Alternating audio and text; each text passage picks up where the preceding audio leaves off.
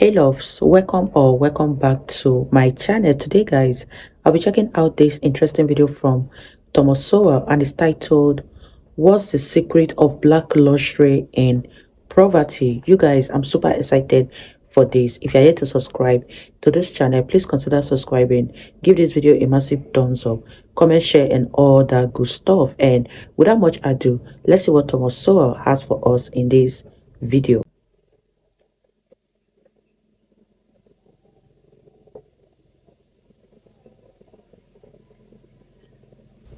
Much of the cultural pattern of Southern rednecks became the cultural heritage of Southern blacks, more so than survivals of African cultures with which they had not been in contact for centuries. Even in colonial times, most blacks on American soil had been born on American soil. Moreover, such cultural traits followed blacks out of the southern countrysides and into the urban ghettos, north and south, where many settled. The very way of talking, later to be christened Black English, closely followed dialects brought over from those parts of Britain from which many white Southerners came, though these speech patterns died out in Britain while surviving in the American South, as such speech patterns would later die out among most Southern whites and among middle-class blacks, while surviving in the poorer black ghettos around the country. For example, where a Northerner said, "I am," "you are," "she isn't," "it doesn't," and "I haven't," a Virginian, even of high rank, preferred to say, "I be," "you be," "she ain't," "it don't," and "I hain't." These Virginia speechways were not invented in America. They derived from a family or regional dialects that had been spoken throughout the south and west of England during the 17th century.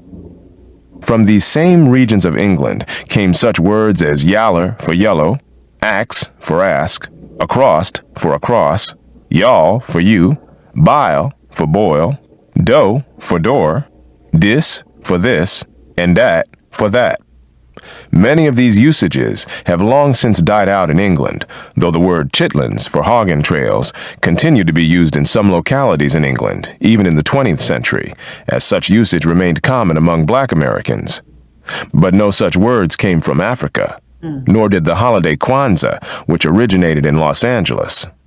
The slaves' custom of marking their marriages by jumping over a broomstick, a custom resurrected at a posh wedding among blacks in 20th century New York as a mark of racial identity, was in fact a pagan custom in Europe in centuries past, and survived for a time among Southern whites. Wow.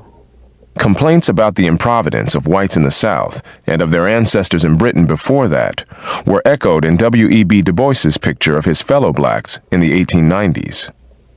Probably few poor nations waste more money by thoughtless and unreasonable expenditure than the American Negro, and especially those living in large cities.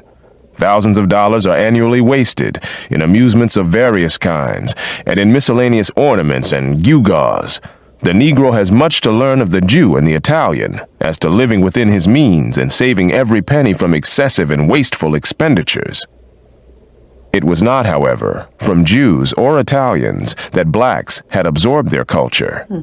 Du Bois's description of the spending habits of blacks in the 1890s was echoed by a contemporary observer, Jacob Riis, who said that the Negro loves fine clothes and good living a good deal more than he does a bank account. Similar observations have been made by many others over the years, inside and outside the black community. For the lower socioeconomic classes among blacks, Gunnar Myrdal's descriptions of them near the middle of the 20th century still bore a remarkable resemblance to descriptions of Southern whites and their regional forebears in Britain, including less resourcefulness, disorganized family life, lax sexual morals, and recklessness, with tendencies toward aggression and violence. Despite a generally sympathetic approach to the study of blacks in his landmark book, An American Dilemma, which has often been credited with a major influence on the advancement of civil rights, Myrdal also noted the low standards of efficiency, reliability, ambition, and morals actually displayed by the average Negro. He observed some. Wow, you guys, what are your thoughts on this video? This is very, very interesting.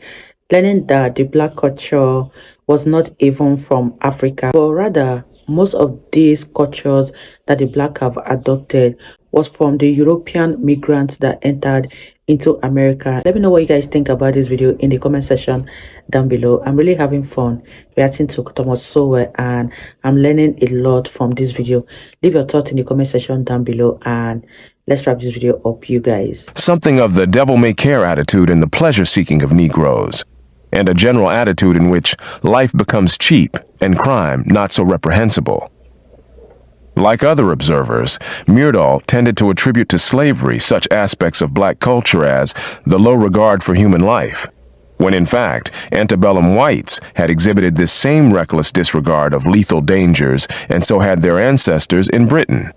Unlike many others, however, Myrdal also recognized the influence of the Southern white culture on the culture of blacks, pointing out that the general Southern pattern of illegality maintained this low regard for human life.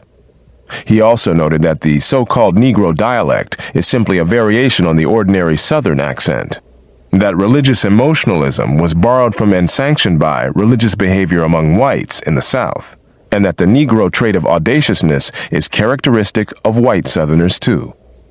He quoted black scholar and later statesman Ralph Bunche. White Southerners employ many of the defense mechanisms characteristic of the Negro. They often carry a chip on the shoulder. They indulge freely in self-commiseration.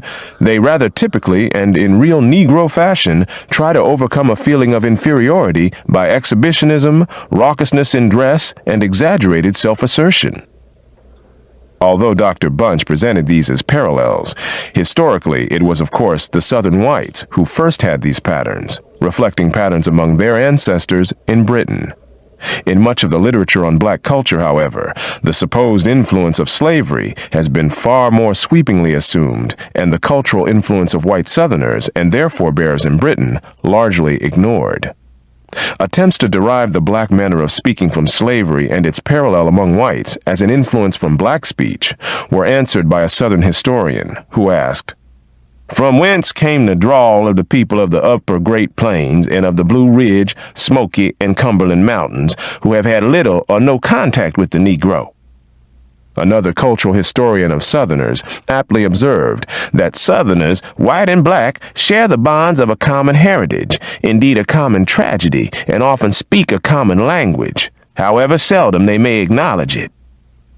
Half a century after Myrdal, another study of racial attitudes noted the intimidating ethnic style of many underclass black males, and noted that nearly half of all murder victims in America were black, and that 94% of them were killed by other blacks. Many of these killings were due to gang members who killed for such reasons as, "'cause he look at me funny, 'cause he give me no respect," and other reasons reminiscent of the touchy pride and hair-trigger violence of rednecks and crackers in an earlier era. Wow, you guys, that was such an interesting video from Thomas Sowell. I really enjoyed every minute of this video, and I believe you guys also enjoyed watching. Let me know what you guys think about this video in the comment section down below, and I'll see you all in my next video. Bye, guys.